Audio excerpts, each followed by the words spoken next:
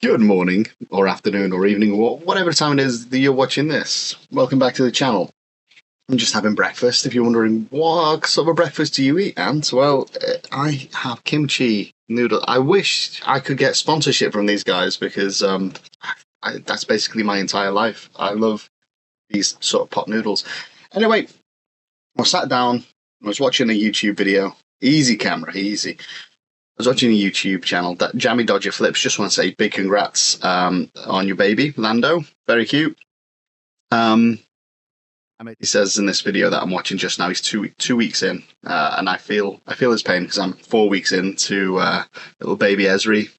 That's my child, by the way. It's not just a baby that I've been looking after. But I wanted to just go over what he's said just about Vinted potentially banning people using bots. So let's jump over. Let's have a listen to what he's saying.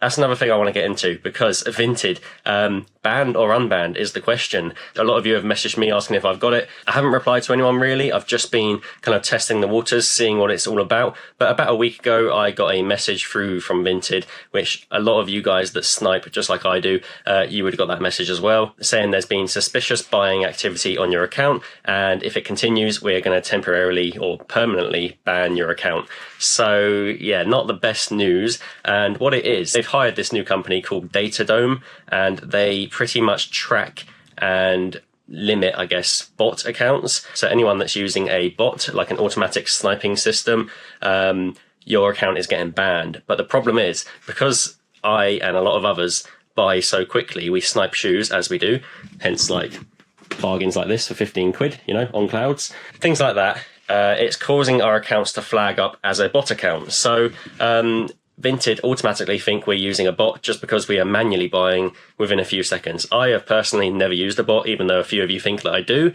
I never have. I just sit there and I refresh constantly, quite a lot of the day. Not always, but I take a few days off usually. But when it's a sniping buying day, I'm there constantly refreshing the page. And yeah, it means that I buy items within about 5 to 10 seconds of it being listed. So, of course, I look like a bot in Vinted's eyes. Right. It's impossible. There's no way you can constantly refresh. What are you refreshing, by the way? You're refreshing all items. You see something, you get it straight away.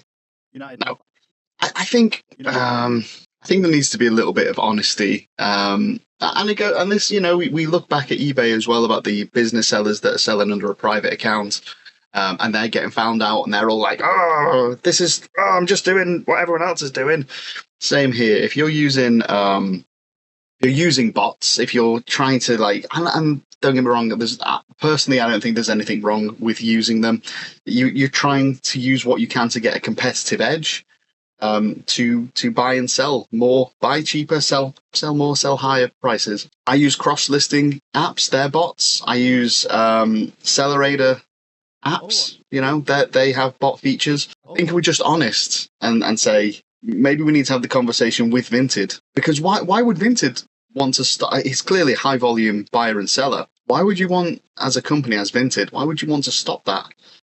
I don't understand. They want people buying and selling as much as possible. And if that means that people come and snipe, then they're still making the money. Those people that were listing their items are still listing them. The people that are Vinted, the business making their money, they're still getting their cut of it. And chances are he's going to recycle that back onto either Vinted or eBay. But if it's Vinted are getting another cut of another sale. So maybe the conversation is, I wasn't using bots. I can see why people would think I was. No, maybe the conversation needs to be had where it's, can we justify the usage of bots in the process? And if so, can we convince Vinted, who it's unlikely they will be convinced now that they've hired a third-party company to go and just kill the bot activity. But if maybe Vinted came out and said, this is why we're doing it, then when people do get banned for using bots and for sniping, allegedly, then you can't really complain when they shut your account down. Of course, I look like a bot in Vinted's eyes. So yeah, I've been getting a lot of messages from people saying that their account's been banned. I don't think I've had anyone saying they've been permanently banned completely. I got banned for a day, and then it randomly reopened again, and I thought, you know what, I might as well go all out. So I carried on sniping as much as I could, and then I got banned again for like another half day or something like that, and they reopened it again after I messaged the support, Vinted support, and I pretty much just played stupid. And I was just like, it's saying that I'm using some automatic software. I'm not doing that. I explained to them that I do buy a lot of stuff and that I use their newest first filter feature. They didn't really explain what was going on, but they just kind of said, okay, we'll take it no further. And since then, I've been buying, and I've had about 3 or 4 days now of just clear buying without any issues, and I've bought a lot of stuff just in case it does happen again. Got to switch arms, this arm's getting a bit tired. I mean, if that doesn't scream guilt, I don't know what does. There's a lot of slips there that he's made saying he was playing stupid. Oh, allegedly, I'm using bot software. Oh, I'm not. And I went all out. Come on, man, just be honest. Just be honest. Look, I'm not having a go, and as I said, I'll hold my hands up, and I use bots as well.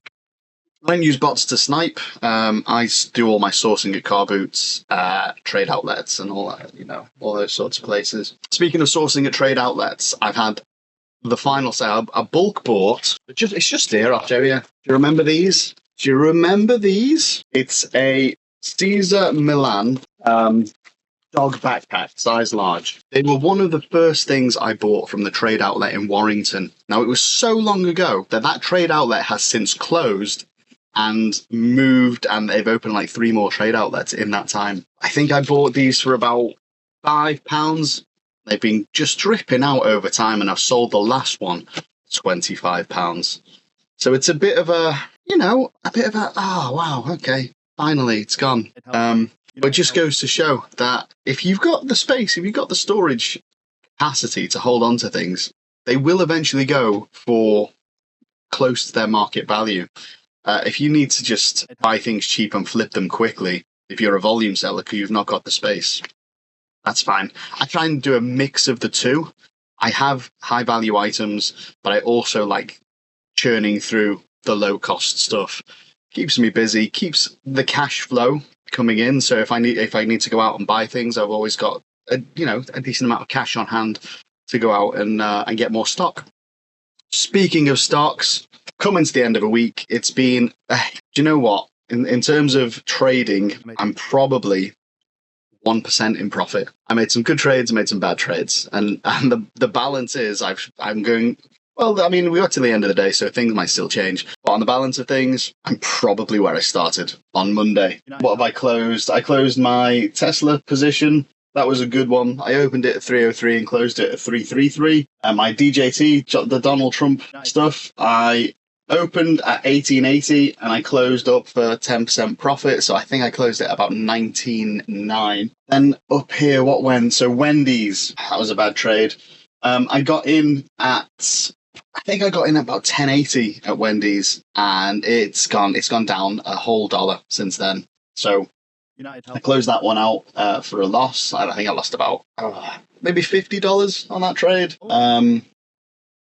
Enviz Microvision, I'm still holding. I got in at 140, but that's trading at about 110 at the moment, but it's still an open position. Riven, I'm still in. That's what I get in about 13.75. It's still trading at around that. Siri, did I get in at 24? I don't know. Don't know what I got in at, but that's down at the moment. American Eagle, again, it's probably just flat. Estee Lauder, slowly creeping up. That's a long-term hold position on Estee Lauder. And Onto, so that was up. It got up to about 103 at the end of play on Wednesday, and then yesterday it's just come crashing down to about 97, something like that. So that was a big hit. It was big green, and then yesterday they finished in big red. Keeping an eye on NVO. That's like catching a falling knife, that one. IoT, I have an open position in. Looks like I opened it around 40, and I think it's still trading at around that. I've got a position in Apple that's got earnings. Let's see how that does. United Health, I didn't go in on United Health. It just seemed a bit dodgy. All right, that'll do. Thanks very much for watching. Don't forget to like and subscribe. And next time you watch this video, that wall will be all different, hopefully. And we'll have a good week. I hope you have a good week. I'm going to eat my noodles. Cheers, boys.